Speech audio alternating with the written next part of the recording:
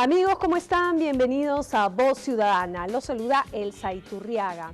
En esta oportunidad vamos a tratar un tema importantísimo. Recientemente el Poder Ejecutivo ha enviado al Congreso de la República un proyecto de ley para ampliación de la ley de feminicidio, que contempla también la cadena perpetua en el caso de que la víctima sea menor de edad y haya sido sometida previamente a violación sexual. También contempla la reducción de los beneficios penitenciarios, entre otros aspectos, y lo que es importante, que no solo se va a considerar a este delito cuando se trate de la pareja o expareja de la víctima, sino ya se amplía digamos, la tipificación del feminicidio. Para tal efecto tenemos dos invitados. Se trata de Teresa Viviano Llave, ella es especialista en feminicidio del Ministerio de la Mujer y Poblaciones Vulnerables, así como el gerente del Observatorio de Criminalidad del Ministerio Público, Juan Guambachano. A ambos le damos la más cordial bienvenida a Voz Ciudadana. Gracias por la invitación. Antes de entrar al tema de fondo, vamos a ver una breve encuesta realizada con la gente de la calle para ver cuál es su opinión respecto de este tema. Adelante. Están planteando una ley para endurecer las penas, las sanciones. ¿Usted estaría de acuerdo en que se aplique esta norma, se apruebe? Sí, sí estaría de acuerdo, porque no deben contra la violencia de la mujer, no es justo, pues. ¿Considera que se va a reducir estos casos endureciendo las penas? Si pone mano dura, sí se va a reducir. Pero ahorita como no hay mano dura, hacen lo que quieren, ¿no? Hay que sancionar, ¿no? Y hay que estar con mano dura para que realmente ya esos crímenes no se sigan cometiendo. Las mujeres maltratadas son prácticamente, es una humillación para la mujer. La mujer hoy en día está desprotegida. Por eso es que la mujer es maltratada, pues. Porque finalmente las mujeres no deben ser maltratadas, son seres humanos que deben ser respetadas al igual que cualquier persona, ¿no? O sea, realmente hay mucho abuso y a veces las autoridades son muy blandas en dar algún tipo de castigo o sanción. Definitivamente, creo que es algo que ya se debería haber hecho hace mucho tiempo y así corta ya definitivo lo que es el maltrato, ¿no? Claro, exacto, la falta, el maltrato, todo lo que viene a ser la sociedad, ¿no? Yo creo que tiene que ser más drástica para que las personas que cometen esto ya se retengan un poco de lo que piensan hacerlo. Las consecuencias son muy graves y no es justo tampoco que lo maten a las personas, ¿no? Porque mira, yo pienso que a las mujeres que son maltratadas por los hombres, esas son fobias. ¿Por qué? Porque nadie tiene derecho a quitar la vida. Yo pienso que debe de haber la pena de muerte. Creo que no es normal, ¿no? Gente enferma, gente que... O sea, ¿deberían endurecerse las penas? Sí, deberían endurecerse más.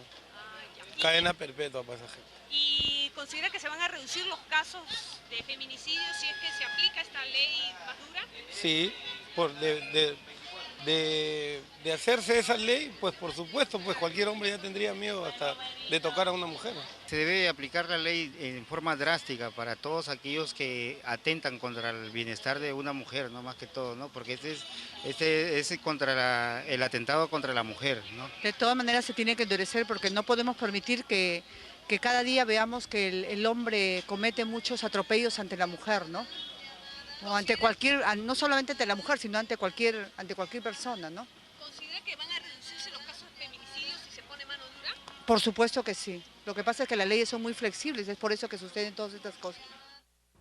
Bien, hemos podido apreciar cuál es la percepción de la gente respecto del feminicidio y la propuesta del Poder Ejecutivo de ampliar la tipificación de este delito para los casos que no hay ningún tipo de relación con la víctima. En ese sentido, la mayoría ha opinado que está de acuerdo con endurecer las penas y, por supuesto, reducir los beneficios penitenciarios de estos casos. También otros se han cuestionado qué pasa cuando la situación es al revés, ¿no?, con los hombres, dado que la mayoría de las noticias anuncia que siempre la víctima, la mayoría de casos, son mujeres, ¿no? Se trata de un tema solo de género. ¿Ustedes consideran que a través de esta propuesta de ley se va a solucionar en parte este problema? Teresa. Bueno, desde el Ministerio de la Mujer y Poblaciones Vulnerables consideramos que la sanción apropiada, que el castigo oportuno y justo es importante para que se prevenga esta problemática. Y cuando se ha hablado de ampliar esta figura del feminicidio es porque el feminicidio no ocurre únicamente en una relación de pareja o expareja, sino también en relaciones de violencia sexual y en relaciones de discriminación de género, ¿no? Nosotros hemos encontrado en nuestra estadística que aproximadamente el 11% ha ocurrido en un contexto diferente al de pareja o expareja, ¿no? Y asimismo es necesario que se incorporen agravantes, porque esto nos lleva a valorar de diferente manera las características en que ocurrió el feminicidio. Hemos tenido casos en donde ha habido violación, tortura, embarazadas asesinadas con suma crueldad, y creo de que no es justo de que la pena sea igual para todos. Hay necesidad de que para algunos en donde el feminicidio ha sido perpetrado con extrema crueldad sea penado de manera justa, inclusive con la cadena perpetua, como ya ocurre ya con otros delitos en el país. Bien. ¿Cuál es la posición en todo caso de la Fiscalía, del Ministerio Público? Bueno, claro, ¿cuál es la percepción en todo caso del observatorio, que ustedes deben de tener estadísticas al respecto? Claro, en principio las políticas públicas como Estado peruano básicamente están orientadas a reducir el número de víctimas de feminicidio. Estas políticas deben estar no solamente orientadas a la sanción, que el proyecto de ley que se ha presentado, si bien es cierto, es importante, debe ser complementado con otras acciones a nivel de prevención, a nivel de protección de víctimas, y también el tema del impacto que pueda haber al interior, no solamente de la víctima, sino de la familia.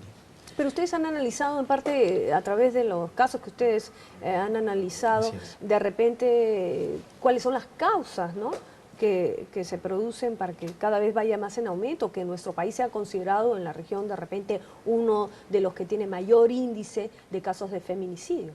El Ministerio Público cuenta con un registro de feminicidio creado en el 2009. Ha registrado hasta la fecha, desde enero del 2009, 473 mujeres víctimas de feminicidio. Esto es importante entenderlo porque en el Perú... Con la legislación actual. Con la legislación, claro.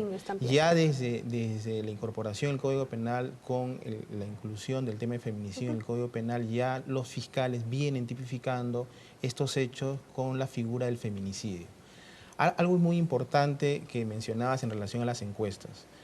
Del 100% de homicidios que se registran en el país, el 80% aproximadamente son víctimas hombres y el 20% son víctimas mujeres. Sin embargo, la circunstancia de cómo mueren los hombres versus cómo mueren las mujeres nos da y nos refleja de alguna manera la importancia del tema de feminicidio. ¿Por qué? Porque de cada 100 víctimas hombre, 4 aproximadamente muere a mano de su pareja, expareja o familiar. Sin embargo, de cada 100 víctimas mujeres, 41 de ellas muere a mano de su pareja, expareja o familiar. Esta es una diferencia importante porque aproximadamente el 50% de las víctimas de homicidio, el 50% muere en un contexto de feminicidio. Y también hemos registrado en lo que va del año 8 tentativas de feminicidio, que es muy importante diferenciarla de las lesiones leves, de las lesiones graves, porque está regulado en base al Código Penal. Pero ¿cómo es esto de que se presenta mayor caso de hombres que de mujeres? Sí, bien, en el caso es decir, ahí hay un componente de género, ¿no? Porque las razones por las que mueren las mujeres son diferentes a las razones por las que mueren los hombres. Usualmente, como he explicado aquí, Juan, los hombres que mueren en contextos públicos, posiblemente, y las mujeres suelen morir a manos de su pareja.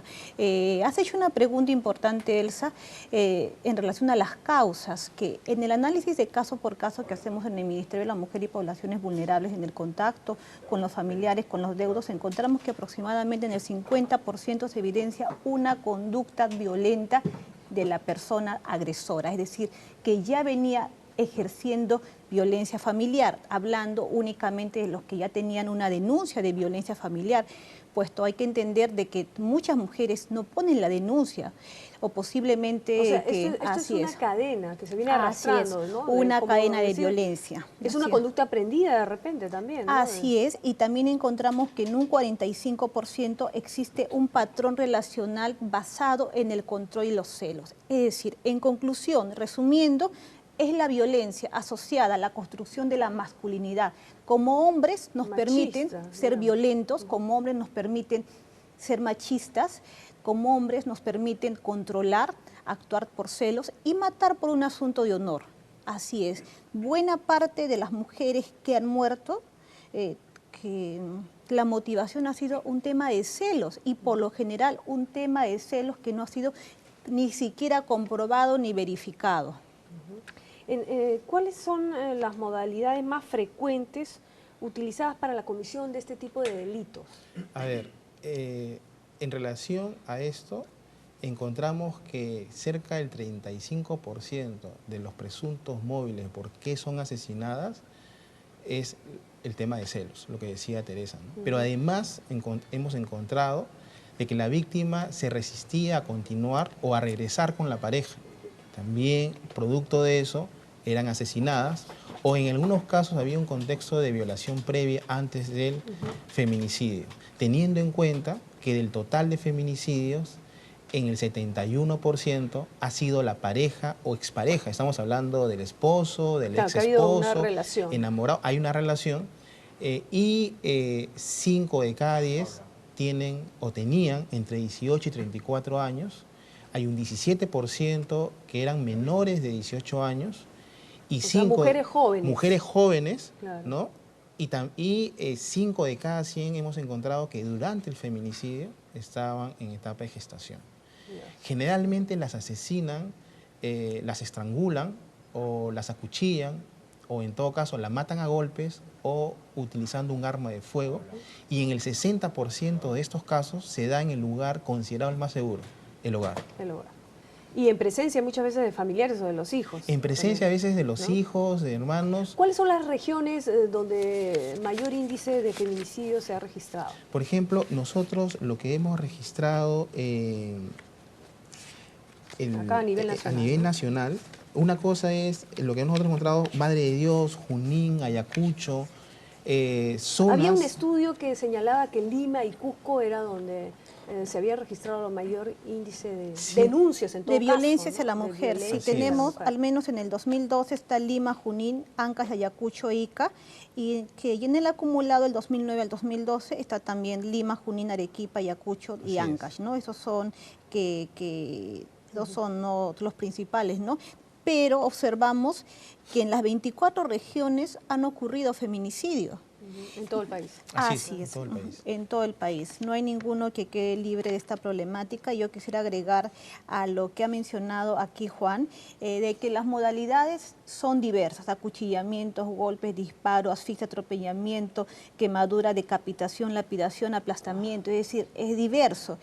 No prevalece una en especial, es diverso y en el caso de las niñas, de las adolescentes, muchas de ellas son asesinadas para ocultar la violación. Es por eso que nosotros, desde el Ejecutivo, hemos considerado importante que se agrave la pena en ese aspecto. Bien, vamos a hacer una breve pausa y vamos a retornar con más aquí en Voz Ciudadana. Estamos tratando el tema del feminicidio, la ampliación de esta norma enviada por el Poder Ejecutivo al Congreso de la República. Ya retornamos.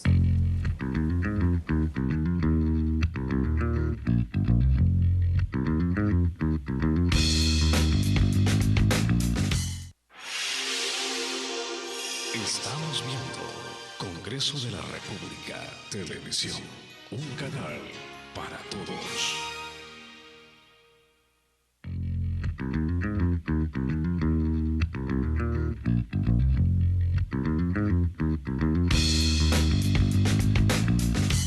Retornamos con Voz Ciudadana, estamos tratando el tema de feminicidio.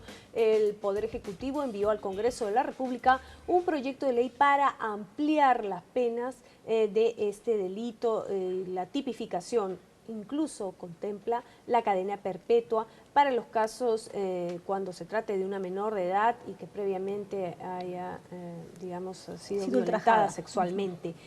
También plantea la pena privativa de libertad, que sería no menor de 25 años, en el caso de que, obviamente también se den este tipo de delitos, ¿no? Los agravantes. Señalar también que ustedes consideran que esta propuesta de endurecer las penas va a solucionar en parte este problema. Es un aspecto importante, como ya lo hemos mencionado, pero es solamente un aspecto. ¿Y qué pasa con el tema de la prevención? ¿Se está trabajando ya en ese sentido? Por supuesto, se está trabajando, pero es importante que también las mujeres pongan de su parte para enfrentar esta problemática. Y yo quería mencionarte un dato importante, Elsa, el de la ENDES 2011. ¿Hay suficiente información? Porque también hay temor a ser denunciadas, están amenazadas también por el mismo agresor, supuesto agresor. Así es, pero de acuerdo a la ENDES 2011 hemos encontrado que el 38.3% de mujeres han subvalorado la violencia, no han buscado ayuda en ninguna institución porque pensaban que no era grave o que no era necesario. Entonces, esto ha llevado a que la violencia siga avanzando. Muy bien, sí. Violenta. Así es. Esto ha llevado a que la violencia siga avanzando en la escalada y que llegue a niveles en donde se ha tornado inmanejable. Asimismo, hemos encontrado de que un 18.3% de mujeres no buscó ayuda por vergüenza y un 13.2% porque no sabía a dónde ir. Y esto es importante lo que menciona. Muchas mujeres desconocen los procedimientos, desconocen sus derechos y desconocen a dónde ir. Pero ya tenemos los recursos para enfrentar eso, que más adelante quería detallarte, ¿no? Los servicios. A través de campañas, Así es. Bueno, las mujeres cuentan ahora con un servicio telefónico gratuito disponible las 24 horas y ahí se les puede informar qué hacer, cómo hacer, a dónde acudir y cómo acceder a los servicios que ofrecen los centros de emergencia mujer. ¿Con asistentes sociales, asesoramiento legal también? Así es, y patrocinio y defensa. No es solamente el asesoramiento, no es solamente que te voy a orientar, sino que yo como abogada del MIM, asumo la defensa de tu caso y te acompaño a tu proceso policial, fiscal, judicial, hasta que obtengas una sentencia a tu favor. En el caso de las fiscalías a nivel provincial, ¿cuentan ya con el personal, digamos, para orientar a los ciudadanos o a las personas que pueden ser víctimas de feminicidio?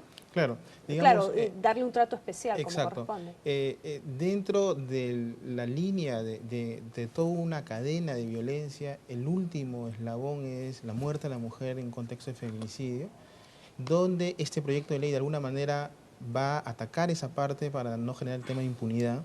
Sin embargo, hay que ir retrocediendo porque el objetivo está básicamente centrarnos en que menos mujeres mueran en el país. Y ahí viene el tema de no solamente de prevención, sino también la protección de las víctimas con un tema de revictimización y también una persecución adecuada que pueda buscar la sanción más efectiva al presunto agresor. Desde el Ministerio Público, a nivel de prevención, desde el 2009 viene trabajándose un programa de persecución estratégica del delito, donde hay un conjunto de programas y uno de ellos es el trabajo con la familia.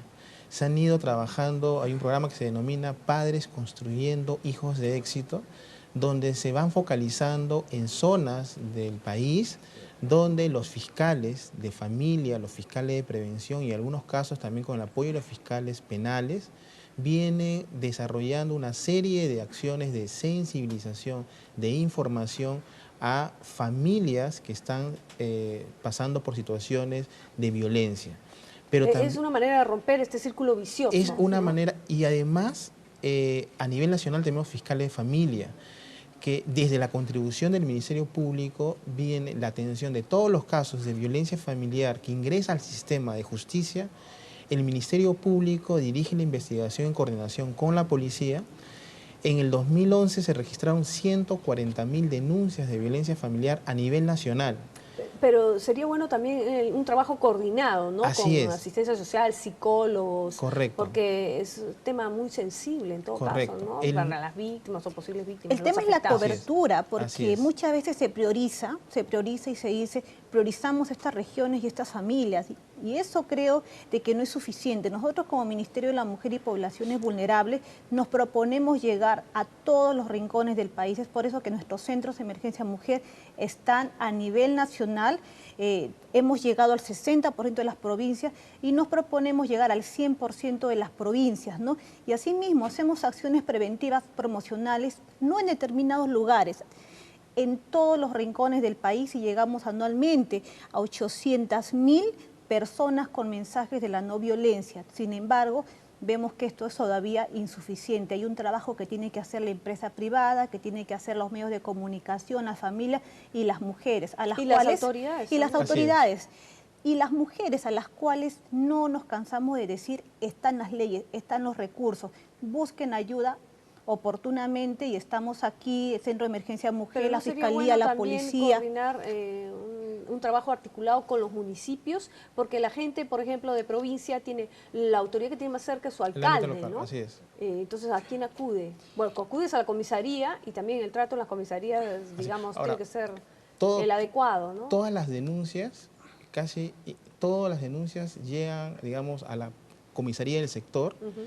Cerca del 95% de si una persona es víctima de cualquier delito, o en todo caso que llega haya a las comisarías.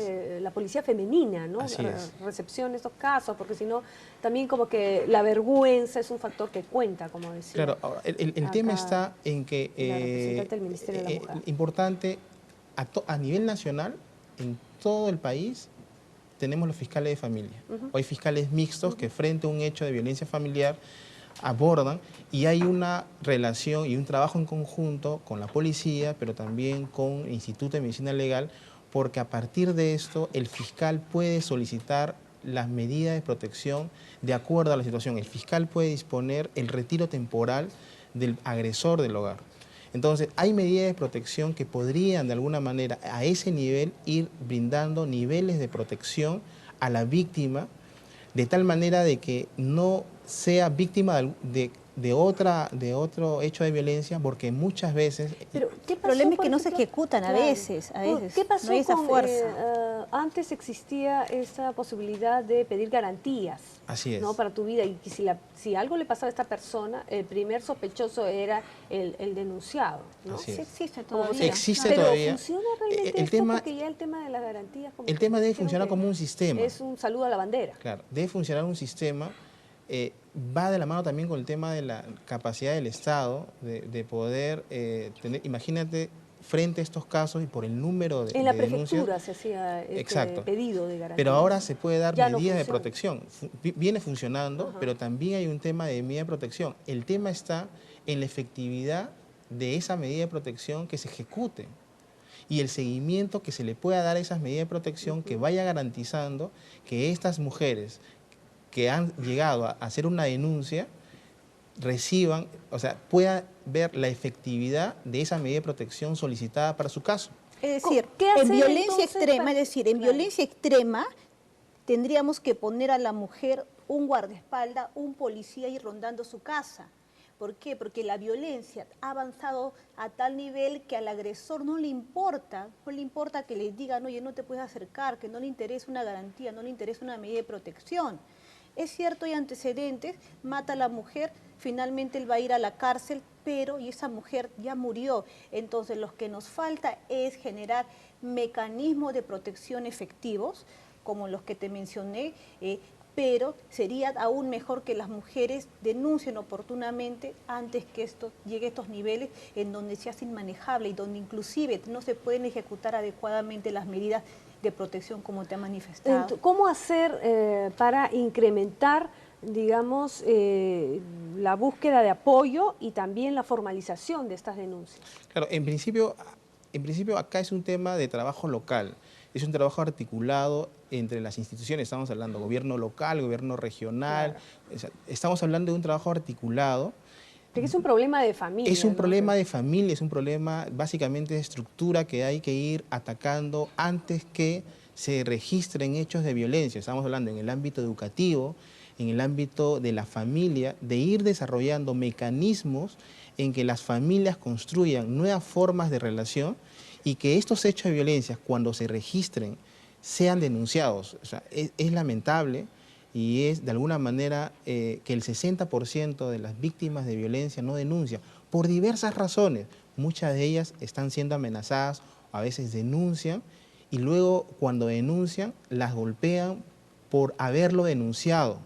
Entonces hay algunos cuellos de botellas que se tienen que tomar en cuenta, de tal manera que las mujeres que lleguen al sistema de justicia reciban protecciones efectivas, se ejecuten las medidas de protección, de tal manera de que podríamos reducir que una mujer que ha sido violentada o viene siendo violentada durante años, se decida a denunciar, reciba esa protección y reducir el hecho de que esa víctima en el futuro puede ser una víctima potencial de feminicidio, teniendo en cuenta que son las más jóvenes, teniendo en cuenta que mueren en el hogar, teniendo en cuenta que son la pareja o expareja las que cometen estos hechos. Que eso es posible, Elsa, porque mira, una buena noticia que yo quería acá resaltar es que al menos este año han llegado a nuestros servicios unas 4.000 mujeres amenazadas de muerte en una situación extrema de violencia. Sin embargo, y si comparamos esto con las mujeres que han muerto han sido 60 en este periodo. Es decir, de que cuando las mujeres buscan ayuda, sí hay medidas para que se salven, hay mecanismos para que la mujer cambie esta situación de la muerte a la vida, por sus hijos, por ellas mismas, por la sociedad que las necesita. Hablando del tema del delito en sí, del feminicidio, hemos mencionado que esto se da básicamente en las familias, ¿no?, en el interior del hogar. Sin embargo, ¿se puede considerar también como feminicidio el acoso, digamos, en el centro de labores, dado que el jefe es una autoridad, digamos, o abuso de poder, si hay acoso sexual? También como una manera de... Por supuesto, si es que te mata porque tú lo denunciaste por acoso sexual, tendría que ser un feminicidio. Te amenaza, así es. Digamos, es un previo, digamos. Claro, y si es que de repente te mató porque lo denunciaste por acoso sexual, tendría que ser un feminicidio. Bueno, en el caso de que asesine a la mujer. Claro, en el caso de que asesine. Solamente en esos casos. Así es. Claro. Es que el tema, una tentativa también, claro, ¿no? El tema de feminicidio, se ha hecho una clasificación de feminicidio íntimo, que es básicamente la pareja, expareja o familiar, y el feminicidio no íntimo. De los 60 víctimas que en lo que va del año se han registrado, 56 han sido feminicidios íntimos, y el resto feminicidio no íntimo, que puede ser el amigo, el vecino, o casos en el que un conocido incluso en una fiesta, y luego intenta violarla, se resiste y la mata. Como en el caso de esta chica que fue a un casino y fue asesinada por un extranjero. Correcto. Entonces, ese es el feminicidio no íntimo, que se da por razones de género. Esa es la diferencia, de tal manera que... El uso de la fuerza. Claro. Y a veces generalmente está asociado al tema de violencia sexual. Es una cifra oculta. Manejamos un 10% de los casos que recibimos porque nuestros servicios están dirigidos a la violencia familiar. Pero cuando esto se especialice, quién sabe que encontremos una cifra mayor. En otros países el feminicidio no íntimo es mayor que el feminicidio íntimo. Y es la muerte de mujeres en contexto de trata, en contexto de explotación sexual, en contexto de bandas se amplía el espectro, ¿no? Así es. Entonces, por el momento es una cifra referencial. Nadie sabe lo que vamos a encontrar más adelante cuando especialicemos la investigación. Claro, porque... ¿Están trabajando en eso? Por supuesto. Está ampliando un allí, digamos, lo que nosotros registramos son todos los homicidios de mujeres. Estamos ya volando el tiempo. Y estamos tratando de diferenciar la información porque sí hay mujeres que mueren en un contexto de robo, de ajuste de cuenta, que no es un tema de género, que es muy importante diferenciarlo para que las políticas estén orientadas, de alguna manera se pueda diferenciar claramente el tipo de intervención. Les agradezco enormemente su participación aquí en Voz Ciudadana y estaremos, por supuesto, pendientes de los avances que se están haciendo en ese sentido, tanto en el Ministerio Público como en el Ministerio de la Mujer y Poblaciones Vulnerables, y por la contribución, por supuesto, y el aporte que ustedes nos han brindado en esta oportunidad. Nosotros llegamos al final de esta edición y los esperamos en nuestro siguiente programa. Hasta entonces.